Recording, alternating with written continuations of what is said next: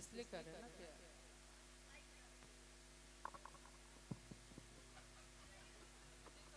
कौन बोल दिया? तुम समझते हो? समझते हो? एक जोरदार ताली बजा दीजिए यार इसके लिए। समझता है? अरे समझते हो यार तुम हमको, ये तो हम मान गए हैं। क्या यार, बैठो आराम से बैठो ना। उनके बुलाने पर हम आए हैं। हमने पहले ही बोल दिया आखिरी गाना वो भी बाबू भैया के लिए, इसके बाद हम विदा लेंगे, ठीक है ना? वो तो पहले ही बोल रहा था कि उसको नहीं पता है कार्यक्रम है नहीं है, फिर भी आया ना। कम से कम आना बहुत बड़ी बात है भाई। अब पिक्चर कर रहा है, एल्बम कर रहा है, भगवान करे 100 गो पिक्चर फाइनल करे, 100 गो एल्बम गाए। हम पहले भी बुरा नहीं चाहते थे, आज भी बुरा नहीं चाहते हैं, अनाजीवन चाहेंगे। और तुम्हारी पहली पिक्चर आएगी सबसे पहले प्रमोट हम ही करेंगे। और तुम भूलना मत, तुम्हारे हर गानों का प्रमोशन भी सबसे पहले हम ही करते हैं, चाहे वो कोई भी गाना हो। एक गाना गाए थे ना कि मत पूछ मेरे महबूब सनम तुझे कितना प्यार मैं करता हूँ। गानों को मैं सबसे पहले प्रमोट हम ही करते हैं। क्या करिएगा कि समझे न पानीता हरे गसली राधा गिरु बाबा के जाल में धरा गई दादा कि समझे न पानीता हरे गसली राधा गिरु बाबा के जाल में धरा गई दादा केहू के रोमाल बहुत बात नहीं, केहू के रोमाल बहुत बात नहीं, रोवा के हंसावल बहुत बात होला, सनहिया लगावल बहुत बात नहीं, नजरिया चुरावल बहुत बात होला।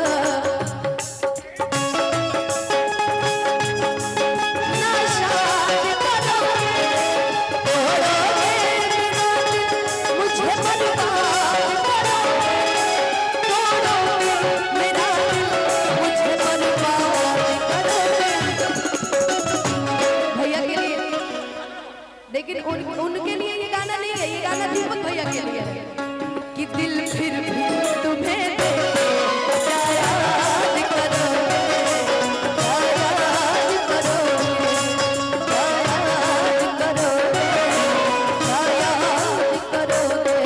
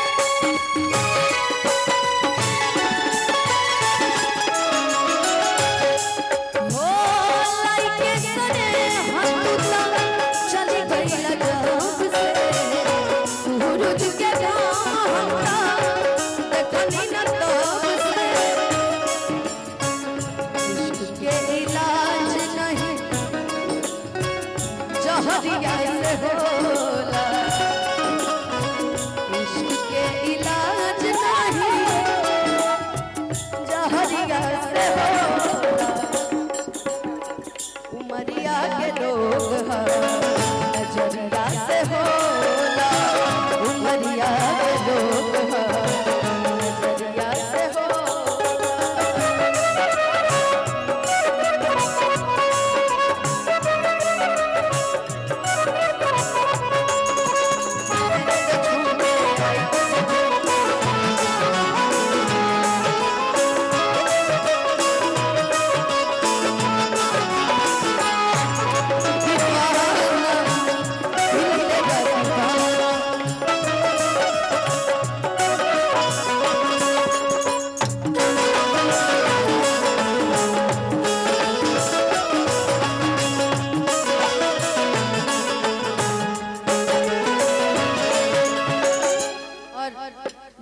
चाहते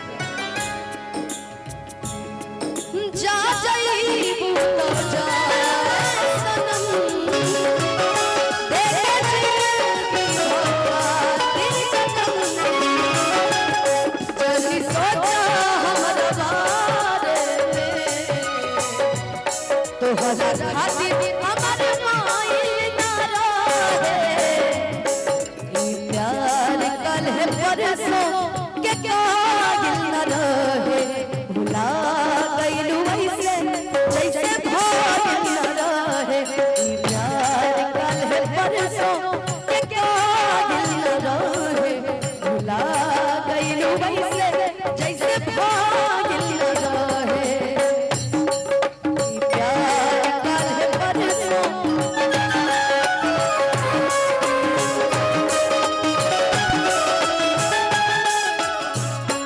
हो गंगा के पानी जैसन प्यार की कविता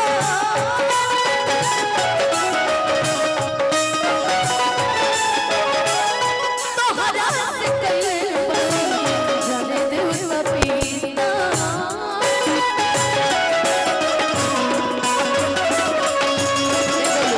रुको बाबू भैया कि गंगा के पानी जैसन हर प्यार की पविता दीपक भैया कि तोहरा से कइले बनी जाने देवता पीता बाबू भैया कि तोह से पहले के